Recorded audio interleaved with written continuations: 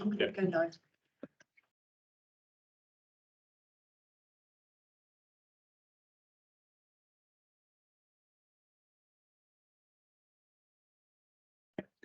Welcome to this meeting of the Executive Committee of the Buckinghamshire Milton Keynes Fire Authority. The meeting is being recorded and will be available afterwards on the Fire Services YouTube channel. If I can ask people that are joining us by camera to keep their camera off unless they want to speak. Firstly, can I welcome back the Chief Fire Officer from, we won't describe it as a holiday, but from your break, but to have you back. And thank you to the Assistant Chief Fire Officer for standing in so ably during the period. And also to Callum Bell, who's on the call, for standing in as the Deputy during the period as well. So apologies for absence. Councillors Christensen, Hall and Marland. Thank you. So minutes of the previous meeting, are members happy for me to approve the Simon's correct record or any accuracy issues members wish to raise? Great. Thank you very much. So matters arising from the previous meeting? Chairman, there's one matter of interest, and I think Callum Bell is going to provide an update on the summer pressures learning review. Thank you. Good morning, everyone. Yeah, just in a way of a brief update on the paper that was presented around summer pressures, which was an interim paper. The staff survey is still underway. The local resilience forum debrief has not concluded yet. So those matters, once they are concluded, will form part of a broader, more comprehensive report that we'll bring back to the authority next year. The other point I wish to raise, if that's okay, Chairman, was there was a question posed at the meeting around sharing the information around the causation of the two major incidents. I'm sure everyone will appreciate that they will be subject to some form of challenge and investigation and insurance actions, I would imagine. I don't know to be sure, but because of that, it wouldn't be proper for us to share that information until all those matters have been fully concluded and resolved by all interested parties. Great. Thank you. Any questions for Callum? Can I just ask very quickly, and given what Callum has just said, and quite rightly, I couldn't agree more, but what are the interim lessons learned? Because very quickly it will become spring and summer 23. And are there some issues that we've really learnt going forward that we can rectify? Maybe issues we didn't do as well as we'd like to, or maybe things we're doing really well that we need to just expand on, perhaps. Yeah, and thank you for the question. Yes, there are. As we covered, there are things like we have changed the way in which we are already, even though we've not concluded the debrief, some of the equipment we are carrying on the appliances for rehydration, using electrolytes and the likes. We're reviewing a provision for welfare at incidents remotely. It is available at the moment, but we're looking at how we can further improve that.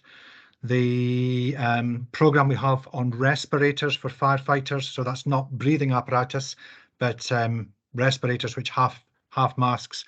We've already rolled all those out and on an accelerated programme because of the lessons we learned during those periods in July and August.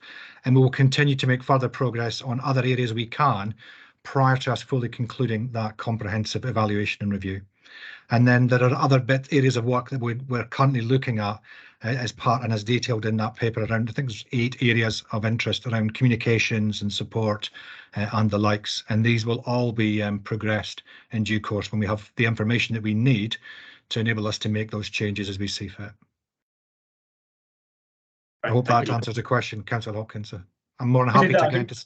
Congratulations to you and to all the teams who performed fantastically well during the summer. We're all very proud. Thank you. No, thank you. And again, as I've said before, I'm more than happy to expand upon these conversations separately if any member wishes to do that.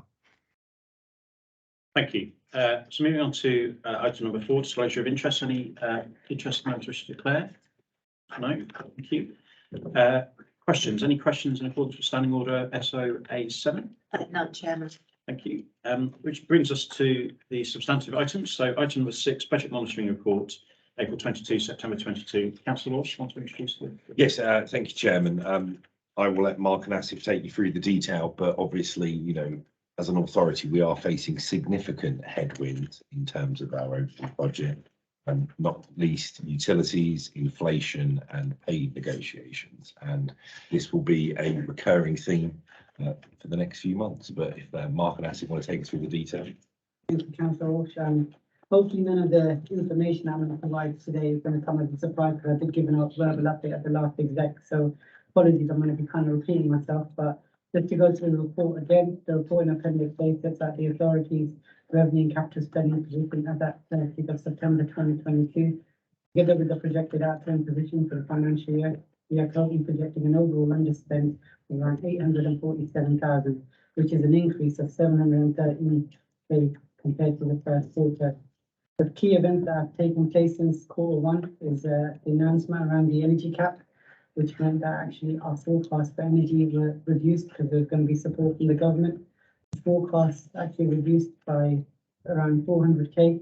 So previously we were projecting around 1.2 million. We're currently now projecting around the 800k region. We've also seen a sharp increase in our treasury investment returns, as we appreciate the Bank of England have increased the interest rates quite recently, and our most recent forecast is saying that we're going to get around 287k in investment returns. That's an increase of 250k compared to what we were budgeting at the start of the year. We were only budgeting 30k at the start of the year. And then the other bit is we've had a lot of increase in operational levers than originally forecast, which has then impacted our forecast. So I suppose the key message that I want to get, and something that Councillor Walsh alluded to, is at present we are only forecasting 2% in our forecast for pay awards. We know the unions have recently projected a 5% pay award offer. Every 1% increase above the 2% is going to cost the authority around 200k. So I'm quite comfortable in saying that even though we're currently projecting 850k underspend, by the end of the year it's going to be significantly less. Just a way of some basic maths, the additional 3% will cost the authority at least around 600k. So we just need to be wary of that. Even though the position looks quite favourable at present, by the end of the year, I can assure you it will be significantly less. I've taken the question. Thank you. Any questions? Okay, can I ask a couple of questions then? So I'll do them individually. So the first is just the update on the establishment, the progress towards establishment. Just be good to understand, we're now showing 288 picture for the end of March. And obviously the reasons for that are explained. It's good to understand what actions we're taking to address that and get that back on track in the sort of state if we've got it as well. Yeah, so workforce planning group are meeting on a monthly basis, and so Carly's leading on that. We have 18 that are due to join us in March and 6 that are due to join us in January. So basically we are continuing with on the trajectory, aiming for the 300, and then we're looking forward for the October 2023 for another 18 as well. So basically we're meeting on a monthly basis, looking to see if there's anything else that we can do, extending kind of the numbers within the different cohorts. So we've got interviews next week, and we have got people that have been from previous cohorts that we're kind of moving forward. So we are still hoping we are still looking at the 300. So it's, I think it's 294 at the minute. 294. 292, sorry. Yeah, and then just to come in on that as well, there has been some issues around some of the transferees that we had some quite good numbers that applied to transfer across, but when we did the skills gap analysis work and when we brought people across, they haven't sort of met the standard that we require, so that hasn't helped. And then it's fitting everything in with the training, and with the update we'll get an industrial action later as well. That will put pressure on our trainers and our availability at the Fire Service College.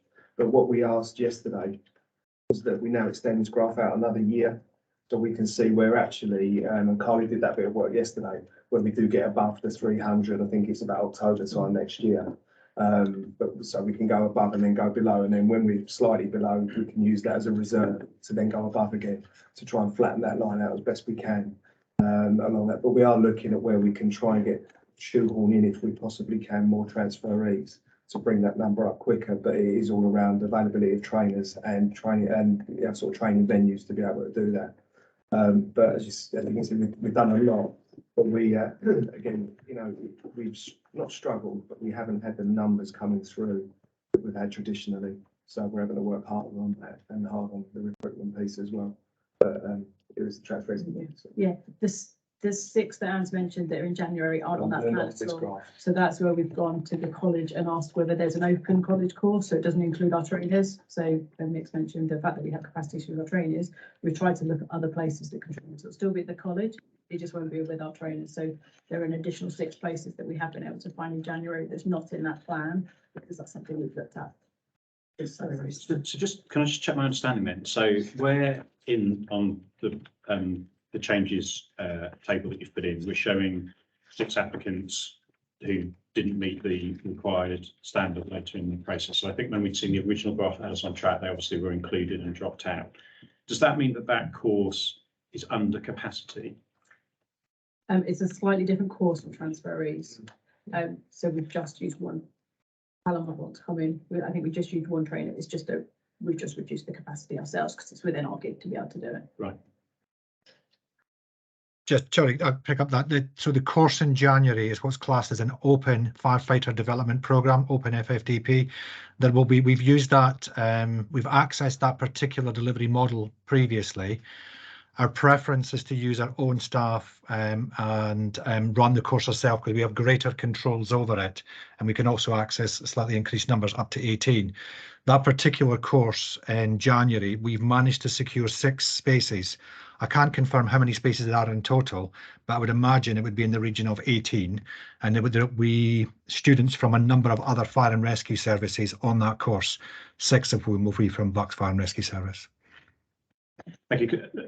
One of the reasons why I ask is, and I've made this point separately, but where we see drop off, because clearly what we're showing is change in terms of drop off from apprentices, drop off from transferees, is an approach to over recruitment for courses so that we deal with that drop off. I think it'd be just good to understand how we're doing that. And in terms of the graph that you just talked about, so it goes without saying that clearly the priority is that we try and get to the 300 by March. I think members would find it helpful to see that similar longer term profile. Yeah. So if we could ask for that to be in future papers, that'd be really helpful. And then just coming back to the core finance presentation. So I think your point, Asif, is well made about us not getting carried away by the underspend because of the other pressures that we've got. I think what would be helpful for the next update is if we get some scenario pictures of what we think some of those impacts will look like in the year end, and just have that added in. And then just finally turning to the in-year growth bits, a couple of questions. Just be great to just get an update on progress on the digital marketing and ICT apprentices with the interviews that took place in October. And then I was a bit surprised, and I recognise that there's probably a lot wrapped into it, but the recruitment section, we obviously have had a bit more detail about what it's being used for, and it seems the sort of the cost for the stand and the marketing material seems quite high. So I was just wondering what competitive procurement processes, etc., we're going through, just to make sure we're getting a good value for money on the recruitment tools. Okay, I'll be passing the question. Those are the first question. If I can pass it down, Marie, and then I'm giving an update on the recruitment. Yeah, so in terms of digital marketing apprentice, Annie started with us last week, so she is now in position and getting up to speed, so that's good news. In terms of the ICT apprentice, unfortunately we went round for the first round of recruitment, we only had 3 that were supposed to come for interview and only 1 turned up, and they unfortunately weren't successful, so we've just gone back out again to go again on the ICT apprentice. And in terms of the recruitment, so we've basically been working really hard with marketing comms team in all of the recruitment material that we've been using. In terms of the growth bids and all of those kind of areas, we've got quite a few quotes through for stands that we're going to be taking out to do kind of recruitment, apprenticeship shows and all of those kind of things. We thought that we'd kind of found something that was right and that was going to fit, and we was kind of speaking to the marketing and the comms team. We've actually had another look at it, and we're kind of thinking about how heavy it is, how easy it would be actually to take in kind of our own vehicles. So we haven't purchase those at the minute because we want to make sure that we get the right thing that's going to work for all of the material that we've got. And then just to add on the procurement side, I suppose, every purchase that's made has to be in line with our procurement and standing orders. So they have to make sure they've got sufficient quotes before they get approved on our finance system. And the scenarios, is that fine? I'm more than happy to do that. I think that's a really good recommendation, and I'll make sure we take that with them.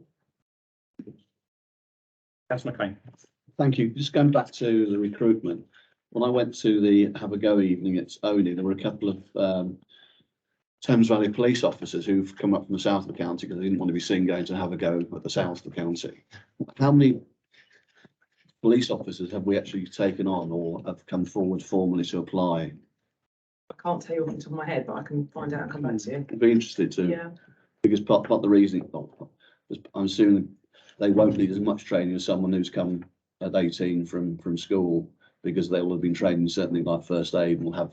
So I was wondering whether there's a different training path for them, that they would have a bit of a fast track. They have to go through the same training that the kind of apprentices would have to go through, because obviously we need to make sure that everybody's at the same level. But I can come back to you in terms of how many police have applied and how many have kind of been through. Just think about it, in this current cohort, there is one ex-police officer that's on the current cohort at the moment, that came from, I think it was Nottinghamshire. All right. Should have declared him as the chair of the police and crime panel. Noted. Good. Any other questions? Can I just Yeah, ask, Councillor. I mean, we have obviously a very important announcement tomorrow from the government around finances. Is it possible to get a briefing note out on Friday or Monday? Not going to hold you to anything, but just to see your initial take on what is being offered and what hasn't been offered by way of the financial statement. More than happy to do that. I think, as you can appreciate, it's going to be at a really high level. We don't really get the ins and outs until the provisional settlement. I understand in that. December, but there might be some good stuff that we might be able to get through tomorrow's one that we can briefly understand. We've also got a Pixel event on Friday, run by a separate company that takes us through the finances and stuff. So hopefully after that we'll be able to give something more briefing to all members. Thank you. Thank you. Okay, on which basis are we happy to note the provisional outcome and forecast for the authority as of 30th September? Indeed. Thank you. Brings us on to our Q2 performance management report. So this is the report that obviously came for the first time at the last meeting. And best thing is to just dive straight into it. So who's taking us through? I'm going to start. Great, thank you. So this report shows BFRS performance for Q2 across a range of measures. Just to highlight, for Q2, we have added one new measure. In the response section on page 57, we now have a site-specific risk information, high-risk site completion rates. And the following work in progress measure now has been populated. So in the public value sector, page 70 in your pack, percentage of compliance with standing orders relating to contracts. We plan to have all other work in progress measures populated by the end of the financial year. I will now hand over to Craig, our Data Intelligence Team Manager, to discuss our performance and our highlighted measures on page 36 and 37. Good morning. Two apologies to start off with.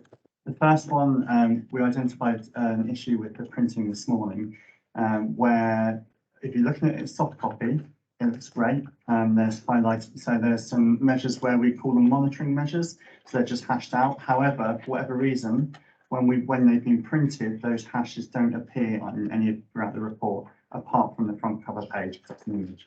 So firstly, apologies for that. The second one is you've all been given an individual page on your desk that is just one of the main topics I'll discuss in a second. It's just there was an error on one of the comments in there, so that's just been updated as well. So you've got that, and that's the most important page that will go further on. So after the apologies, I'll go through my script. So as Anne-Marie explained, the key performance measure report helps us understand how we are performing across the service. It also enables us to highlight certain measures to you, the members, and our staff. Based on feedback from Q1, we've added an additional page which reflects on the previous quarter's highlighted measures. This is on page 36 of your pack. Reading the summary page, it might feel that there are many measures showing outcomes not in line with expectations and targets in Q2. It's worth reminding ourselves that during this reporting period, we experienced 2 heat waves that saw extreme demand on both BFRS and the sector. With all this in mind, we took the decision to only highlight one measure in Q2. I provided an update page in front of you, page 37, in which you can see details of the highlighted measure, average attendance times to all incidents.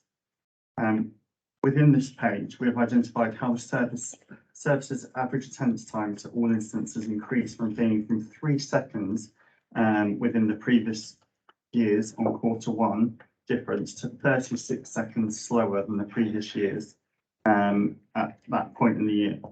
The above is a common theme across a number of our measures, most of which we hope to cover in the summer pressures final report. I appreciate a lot of information there, so I'm happy to take any questions that you may have. I might have to pass a couple of them over, but if you've got any questions, I'm happy to take them. Great, thank you. Any questions? Councillor Lambert. Thank you. So I've read this the other day and I had the question directly in my head, but now it's gone. But it's around the response ops resilient. Yeah, basically, it's around the people measures. Okay, Yeah. around about 55 onwards. So I'm looking at the high response rate through the summer fires and all that sort of stuff. And I note that the figures stayed quite static about the availability of staff and on board and stuff like that. So firstly, I wanted to say, in my head, as former people, that's good. That's actually good because we didn't drop out staff and we're still attending. But we still have this operational issue where we have on-call stations for which they're on call, but we can't actually fulfill because we don't have the recruits or the staff to manage it. And I remember we were back end of last year, 2021, beginning 2022, we were looking at the right word is operational rationalisation about what those on-call stations look like and how we report those, and that was of course reflected through a HMI report too. I'm just wondering whether we have moved further forward in what that looks like in terms of modelling and our response for the next HMI, but also in the narrative it doesn't mention that these stations, while they are operational, they're not operational because we can't crew them. So what that looks like in terms of balance, so that would change the figures, I think, Okay. and I think that would change it positively. Yeah, I will pass you to Simon, because I believe this is something you're going to literally be talking about after this. So do you want to take that one?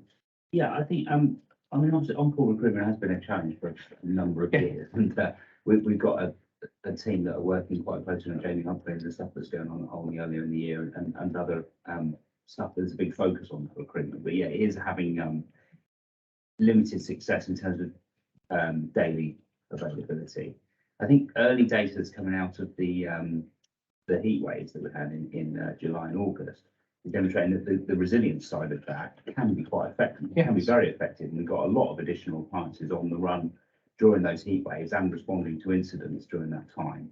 I think on the 19th of July we had some 25 resources. 25 different resources we utilised. So we can do it, but it's kind of getting that kind of resilient side of it guaranteed rather than kind of just, we did work incredibly hard on those days to get those resources available, and basically all other work kind of stopped on those days and people were drafted from all over so it is a challenge. It's something I got a report from Jamie Humphrey last night actually in terms of the success of how much recruitment we've had with the on-call, and we are making inroads in there, but on the other side of that, we know that 5 people leave every quarter to either pursue whole-time careers or go, or it doesn't work out for them and they leave. So it is a challenge, and it is a focus for us for the to look at it. It's to rationalise on-call stations, and it is a big piece of work, and there's a lot of dimensions to it. But we are starting to progress that work now. I think it was more modelling around what that looked like, so that we could make informed decisions over the 22-23 year as we were recruiting,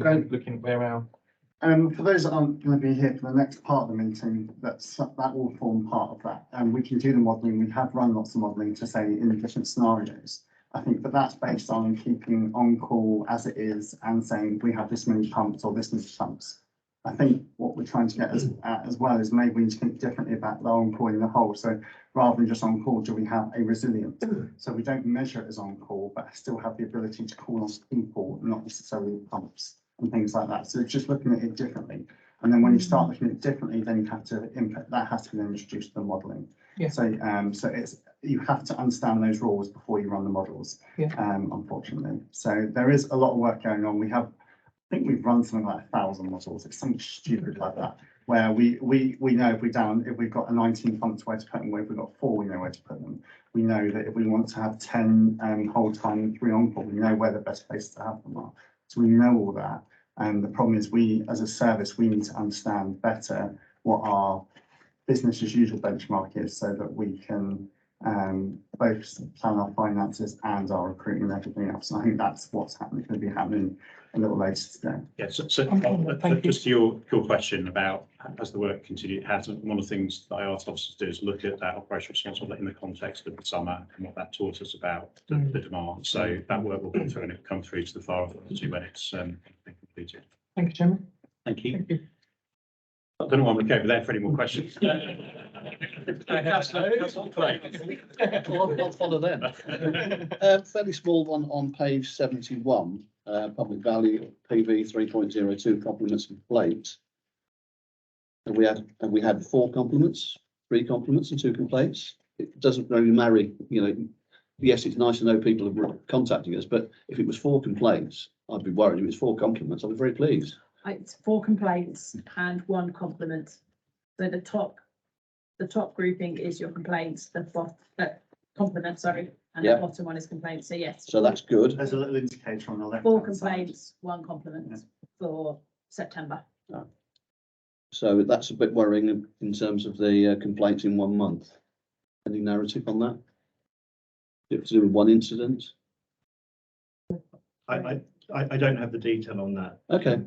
But I can provide some narrative. I mean, it's when we were looking at proposed performance managers, we did have a discussion about whether this one would actually have value because there's 2 issues. One is it can be, but doesn't necessarily indicate a trend because some of the complaints aren't necessarily upheld at the end of the process, and that's part of the narrative when we present the annual report to the audit committee. And the other aspect of it is we have a very robust procedure for recording any expression of dissatisfaction, and that is recorded as a complaint and it is followed through a process. But with capturing compliments, it's incredibly difficult to give a true reflection of the level of compliments because something might be referenced to someone at an incident, or something might get reference to a colleague at a station, and that won't necessarily be captured. So it's probably, I mean, it's perhaps something that we could look at. I'm looking to Anne-Marie whether we could have a look at that as a measure of going forward, because it's just a narrative, and I appreciate that grading compliments is very difficult. Grading complaints to a certain extent is difficult, and with a complaints procedure that's multi-staged, it's whether it's the starting point, how many have been upheld. But yeah, annually would be fine for that, Graham. Annually be fine for how many were raised, how many were reached a conclusion satisfactorily, how many went further to is it an ombudsman would go to someone had a complaint that wasn't satisfactorily concluded to that or their satisfaction. Yeah, we do fall under the jurisdiction of the ombudsman if it does need to go externally. I mean, the annual report was actually received by the Overview and Audit Committee at its meeting last week, so I can provide that to you. The fire authorities. I think Mika wants to come in on Yeah, that. just on that, I did go to the Overview and Audit last week, and I think for the previous year we had 14 complaints, of which only 2 were upheld. So just to give you some assurance, we investigate every complaint because we do get very few, and there were only 2 upheld, and actually, even though they were complaints, they weren't major issues that caused us lots of concern, but we can understand why the complaints came in. But we do investigate all. But these aren't broken down to complaints and those that are upheld. It's just the numbers that we receive. Okay, thank you. I'll just jump in at the end of that as well and say that one of the benefits of having a report like this is it's not necessarily looking at how each measure does each quarter or each month. It allows us to identify exception. So if that number, we saw a spike in that number, that's then when we would probably come back to you with more detail for this meeting. And we can always go away like we've done now and say, right, we'll go away and find some more information out. But the primary purpose of this report is to identify those areas that maybe need more resource or a bit more identification there. So I would very much like to keep it in there if possible, purely in case we see spikes or lulls or a spike in compliments. It allows us to then promote that goodness. So I agree with that, and I would want to see the volume kept in. I think just a couple of observations. One is that what matters is the trend. It's both the absolute volume, but the trend against previous years. So you just mentioned, Deputy Fire Officer, that we had 14 in the previous year. This is showing that we're already at 14 for 2022. So just to understand that trend and why that trend is up, I think is important. So I would use the measure as versus prior years as the test. And then I think if we can have an annual extraction of the annual upheld measure as well on previous trends, I think that would be helpful. Thank you. Any other questions, Councillor Walsh? Thank you, Chairman. Two questions just on the people on page 61. I was wondering why appraisal completion is still pretty low, and that doesn't seem to have really improved in the past few years. And completion of mandatory learning packages, again, that number seems incredibly low. If it's mandatory, why is it not being completed? Unfortunately, Callum's dropped off the call, so they're both his areas for appraisal completion and mandatory learning. So appraisal completion, we continue to monitor and push and champion that. There is a report that performance monitoring board to review that. So I'll get Callum to pick up and bring you some more detail. In terms of completion of mandatory learning packages, so I'm sure I think you wanted to add on that one. I think really my observation is that these performance measures are really good at shining a light on these things, and it provides that focus for us. I think I was ready to come in on the maintenance of competence section, which kind of below there, but it's also around, it's identified for us that perhaps this is a system issue that we need to work through with the staff to improve completion rates. So it does shine a light on it. In terms of mandatory learning packages, we're working on systems, aren't we, in terms of in making reminders come through to staff and things, because it's one of these things that can fall off the table sometimes if it's not front of mind with their day-to-day work with the system. So the system previously used to update managers and staff with what was outstanding. It then updated, and that stopped happening, so it fell off people's radar. But like Sam said, that is being worked on to bring that back. So hopefully we'll see that increase as time goes on. It's exactly the point I was going to make. And where you used to get reminders, so say for instance, manual handling has to be done every 2 years. If you don't get the reminder, you don't remember that you're out of ticket. So it's how we build that back into the system, so people know what their requirements are on the mandatory pieces as we go through. So it's not an excuse, but it's shone the light on, as we've said. So we're doing something about it from a systems perspective and a managerial perspective. Okay, so I think so. Just on. So I think there's a correlation between some of these measures and the overall employee engagement that we shouldn't lose sight of. And so I think it would be helpful for the next report just to understand in a bit more detail what the actions are that are being taken on appraisal completion and on mandatory learning packages, because they are important lead indicators for us, I think, as we get to the next culture survey. And sorry, so if we could pick that up as an action. So is there any other points, Councillor? Councillor Lambert. Thank you. It's actually going back one item. Yeah. Councillor Walsh walked through my mind with the other one, but I didn't update it on purpose. But the compliments complaints, to go back to that, spent a decade as head of compliance and customer care for Royal Mail Group. The measure here is not necessarily how many complaints and compliments we get in. It's not baseline, just as you pointed out, Chairman, about against last year.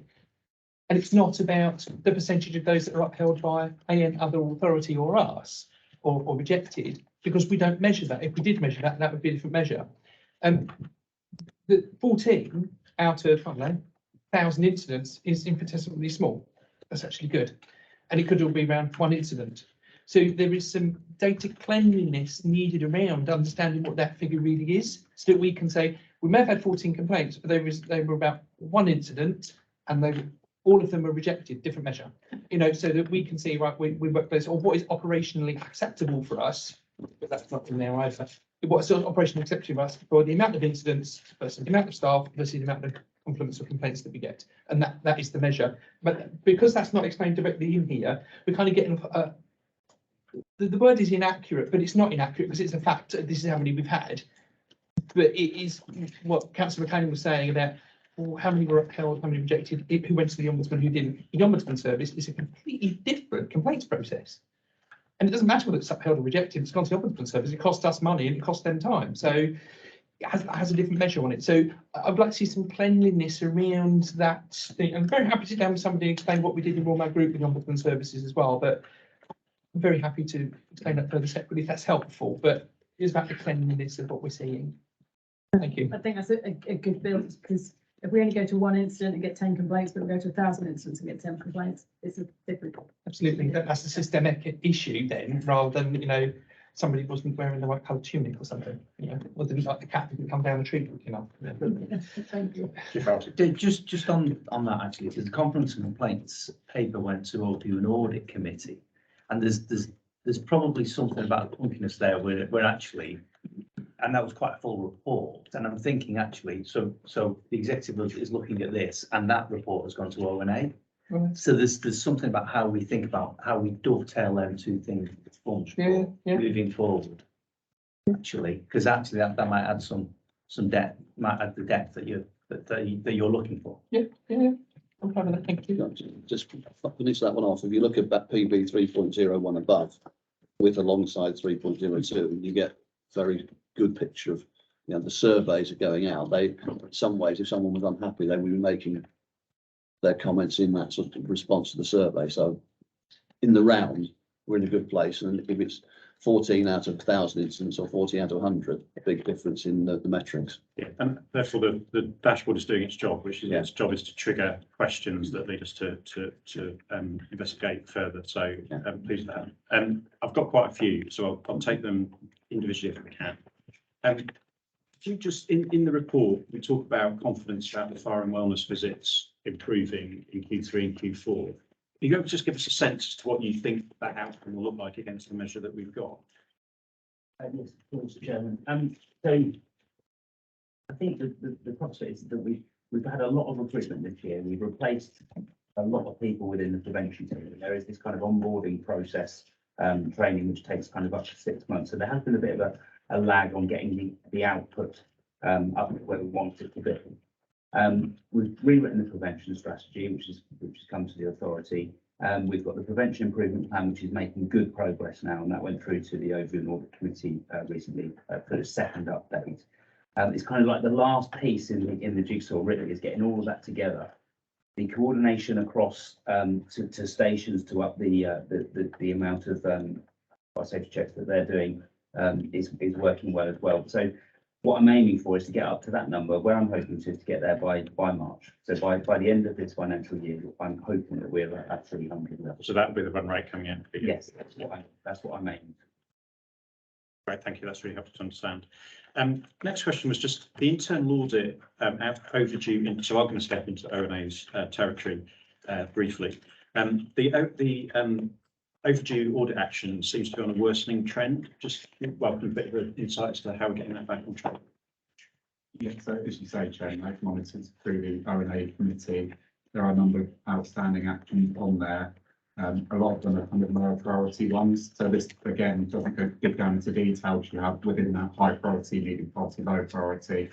I guess to reassure members of this committee, a lot of those are lower priority actions. There are a number of actions that, although listed here separately, are all resolved by one thing. So, for example, the procurement strategy, which is going to come to the priority for approval in December, will knock off about 6 of those actions just by itself. So there is plans in place to make progress against those. So you should start to see that one coming down and the results improving on the next business report. Okay, thank you.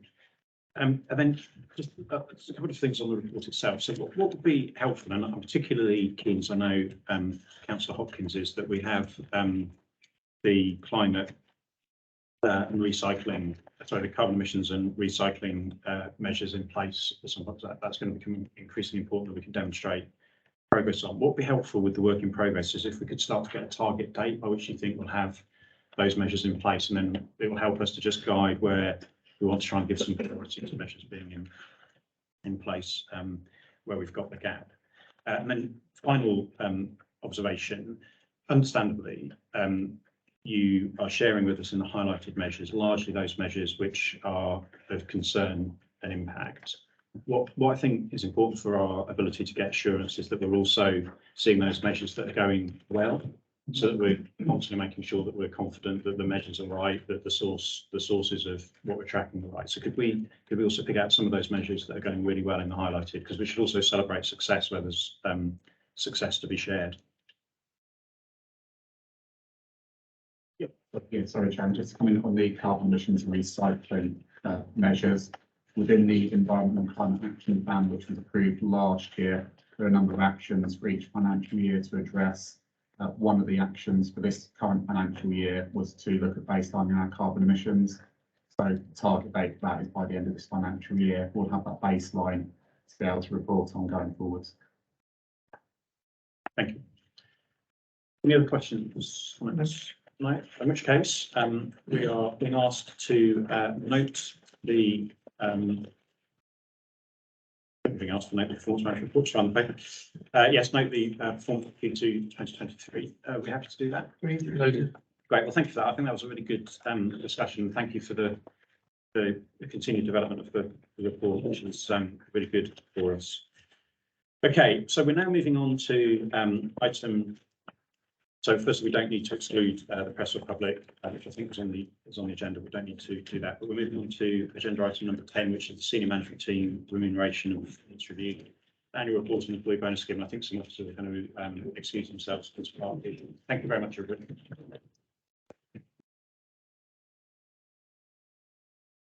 Thanks for this.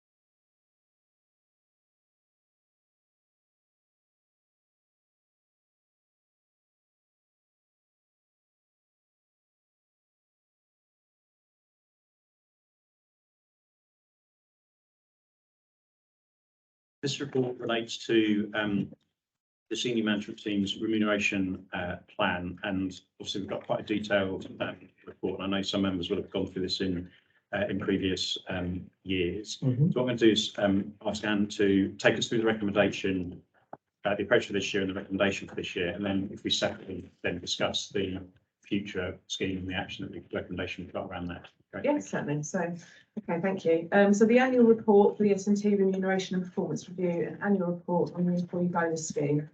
So it's an executive summary which shows the post-covered contracts, cost of providing the service, the background and context of the pay and remuneration, which is the national context, legislation, pay and gender pay, and the financial position. So that's the services we provide, financial performance, budget monitoring, and the inspectorate recommendations of the council tax prefect. S&T do not play a part in the pay review process. Previously, they've not seen the report due to its confidentiality. The wider S&T group have seen the report after it was sent to members, as it's not now deemed exempt. So in terms of the appendices, what you have there is Appendix 1 is the comparative data of fire authorities council tax 21 to 22, and this shows we're one of the lowest council tax.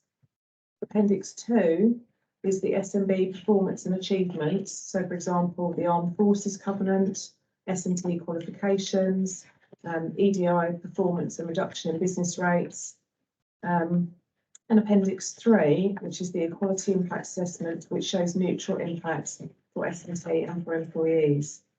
So the recommendations, as per paragraph 4 of Annex A, it's recommended that performance-related pay and bonus payments are not paid to the senior management team in the current financial year.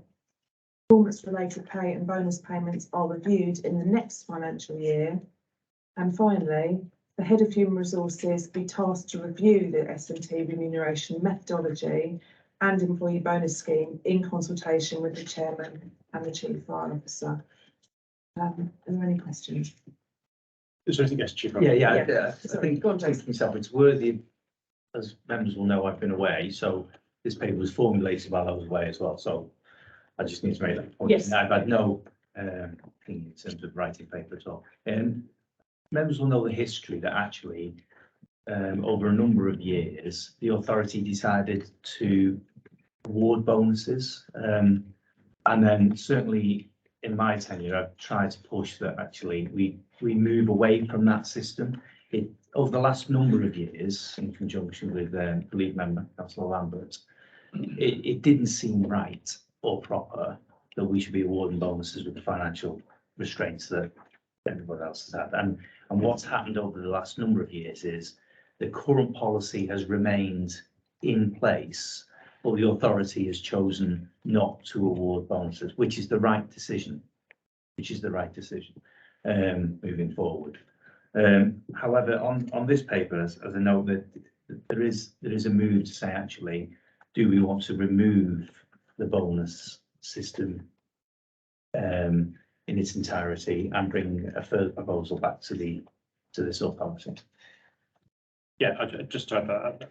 So my perspective, having seen this, obviously the first year that I've seen it, is the bonus scheme where there isn't a set of measures and clear outcomes. Is a bonus scheme that doesn't drive the right set of behaviours in the first instance. And I can imagine for officers, it's incredibly demotivating to know something exists, but not know until the end of the year whether you've achieved what's needed or not, and whether it's going to get paid. So I think we need to get that clarity established for officers. I do think it's important to note in the report, it shouldn't, clearly one of the issues is that we don't budget for this bonus scheme. And, you know, I think what we also just need to draw attention to is that there is a lot that officers have done a great job in delivering over the year, and we should make sure that the performance output isn't missed in the discussion about whether we pay the bonuses here for the reasons that we just talked about. Any other questions or comments? Councillor Lambert. Thank you. So as the Chief said, this technical portfolio for 7 years, something like that. So I feel like I noticed like the inside of my eyelids and all the arguments, discussions, sorry, we have had about it. I don't call them bonuses, it's a merit award. And it was specifically, they were introduced specifically to get us into a reshaped, reformed fire service just before I joined. And it was a radical requirement. It was only ever seen as a temporary one to help us get through those changes, but because of the way that it's done, ended up in the books as a permanent thing. It's not something that I have always been comfortable with.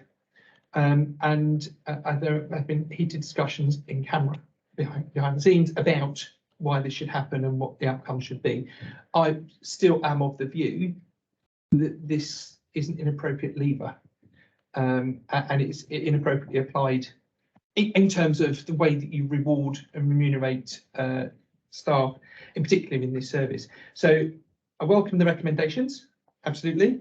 I think that part of item 3 should be removing it as a policy and the outcomes of that, because we've always gone just to the edge of the line of that. And to be frank, it's a big political decision to keep it in there.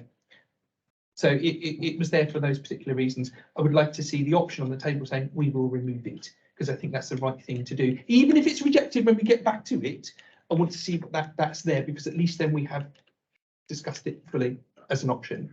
And I agree also, Chairman, that we've never budgeted for it, and it's always been about underspend, and it's been at the discretion of the Chief Fire Officer to distribute that, which adds then an extra level of inappropriateness about it. I mean, we've squared the circles over the years, but it's never a policy I've been comfortable with. So I welcome the report in front of us today and the options going forward.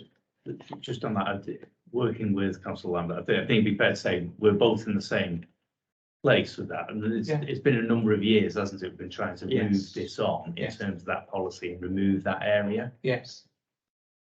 So for clarity, I do see removal of it as absolutely needing to be part of the recommendation consideration. So yeah, I agree, entirely agree.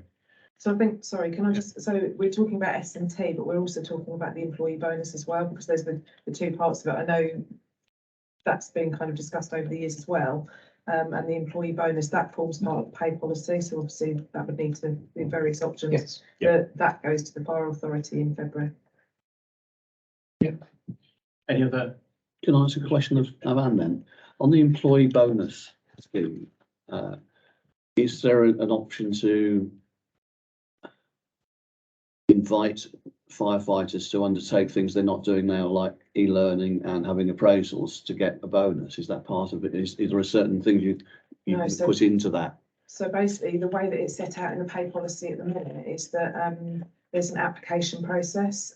So basically, a manager would apply for a merit award where somebody's gone over and above what they should be doing as part of their role. So for an individual or for a group of people. Now, the last time that took place, I think, was back in 2018. So basically, those applications is a process, and that's in the pay policy, how the kind of the process is set out, and then all of those applications go forward, and a panel of senior management team and others look at all of those, and then decisions are made at what levels they're awarded. So that was back in 2018, but the application process hasn't been open for certainly 2019 onwards. But I mean, yes, I hear what you're saying in terms of, you know, you haven't done your appraisals, you haven't done this, you haven't done that, but that is part of the role. And I think part of the, you know, that is part of what people's responsibility are to do all of those kind of things. So I mean, yeah, I think that this probably needs to be a bit of a wider discussion. So I was thinking of a carrot rather than a stick, so. Yeah. But, yeah, point taken. Thank you for that. Okay, on which basis we're asked to agree 3 recommendations. Firstly, performance-related pay and bonus payments are not paid to the senior management team in the current financial year. Secondly, that performance-related pay and bonus payments are reviewed in the next financial year. And thirdly, that the head of human resources be tasked to review the SMT remuneration methodology and employee bonus scheme in consultation with the chairman and chief officer. Are we happy to agree those recommendations? Agreed. Thank you. On which case we move to date of next meeting, which is the 8th of February. Gosh, that feels a long way away. 2023 at 10 a.m. Which will be here, I guess. Yeah, great, thank you. On which basis, being no further, I'll close the meeting there. Thanks. Let me wish you some Merry Christmas, Chairman, because it's tonight. We're at the fire. Don't we wish